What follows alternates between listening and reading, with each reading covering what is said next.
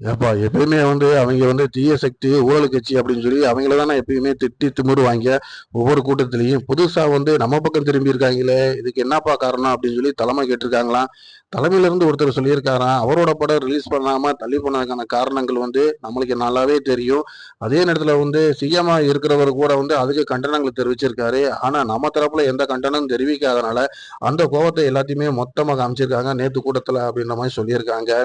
அவர் சொன்னாரா, நான் எப்பயுமே ஒவ்வொரு கூட்டத்திலயும் கொடி பறக்குது, நம்மளோட இணைய போறாங்க, வரப்போறாங்க, புதிய கட்சி அப்படி இப்படின்னு என்னிடமா நான் சொல்லி தானே பார்த்தேன். நம்ம கூட அவங்க இணையாம நேத்து அரசியலுக்கு வந்துட்டு நான் தான் சிஎம் ஆகணும் அப்படின்ட்டு சொல்லிட்டு இருந்தா, நாம எப்படிப்பா அவங்கள்ட்ட கூட்டணிக்கு போக முடியும்? அவங்க தானே நம்ம கூட கூட்டணிக்கு வரணும் அப்படின்ற மாதிரி சொல்லியிருக்காராம். இதுல என்ன தவறு இருக்குன்னு ஏமால இவ்வளவு கோவத்தை காமிச்சிருக்காரு அப்படின்னு சொல்லி இவங்க தரப்புல பேசியிருக்காங்களாம். அதெல்லாம் தெரியலங்க. ஆனா இப்ப அவருக்கு அவரோட பட ரிலீஸுக்கு கண்டனம் தெரிவிக்காதனால இப்ப நேரடியா நம்மள தாக்க ஆரம்பிச்சிருக்காங்க அப்படின்ற மாதிரி சொல்லியிருக்காரா. அடுத்து என்ன நடக்குது அப்படிங்கிறத